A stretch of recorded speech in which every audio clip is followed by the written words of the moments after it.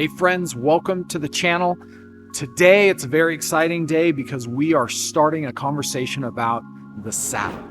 The Sabbath day, the seventh day, a day that despite my seminary education and my 20 plus years of being a Christian, I knew very little about. And as I've been proceeding in my study, I am very excited to show you the surprise of the Sabbath. Now, when it comes to the Sabbath, many of us have a familiarity with it, depending on where you're at, how long you've been a Christian, maybe how familiar you are with the Bible.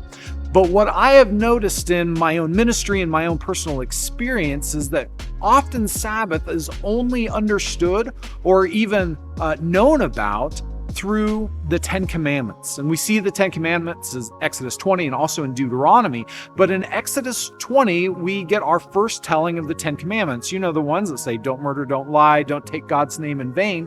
And often this is where people start when it comes to investigating or trying to figure out the idea of the Sabbath, where God says, remember the Sabbath and keep it holy. And this familiarity with the Sabbath within the context of the Ten Commandments actually inhibits our understanding of the Ten Commandments because we can actually isolate it. And what it ends up doing is inevitably we end up asking a question that isn't very helpful. And the question is, do I need to keep the Sabbath? It's a good question. Have you ever asked that question? I've asked that question. I've asked myself, I shouldn't murder. Do I need to keep the Sabbath as well? After all, it's on the same list. The question actually imprisons the answers that we can come up with. Let me explain. If you're asking if you need to keep the Sabbath within the context of do I need to obey God by setting aside one day in 7, the answer that you're looking for is imprisoned by the idea of obedience or following a rule. Now, I think it's a good question to ask, and it's an authentic question to ask. How can I please God? How can I follow God? How can I do what He is telling me to do? I mean, bravo, you should be doing that. I should be doing that. But the problem comes in when we fail to understand the entire purpose and the sign of Sabbath. Because if we don't understand the sign of Sabbath and the promise of Sabbath that's been laid out throughout the redemptive narrative, we end up minimizing the sign of Sabbath into just a thing that you do.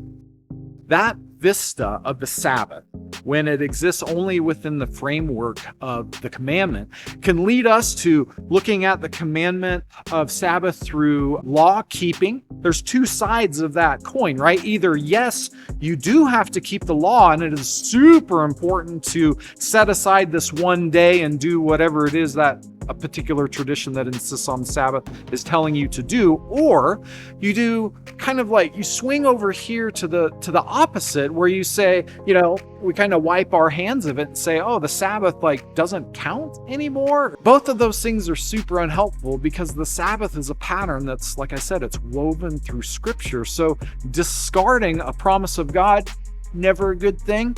And yet holding to we attain righteousness through the law and then we're sanctified through the law, that doesn't make a lot of sense either.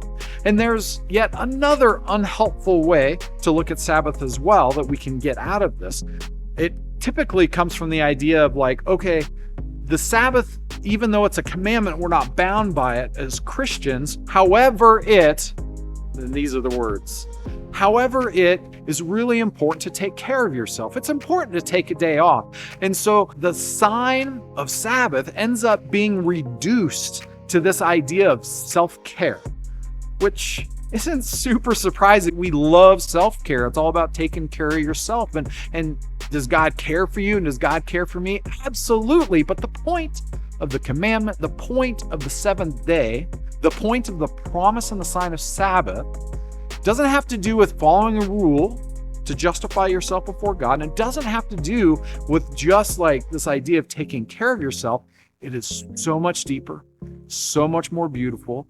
And if you and I together walk this journey of investigating the beauty of the Sabbath day, things are going to change.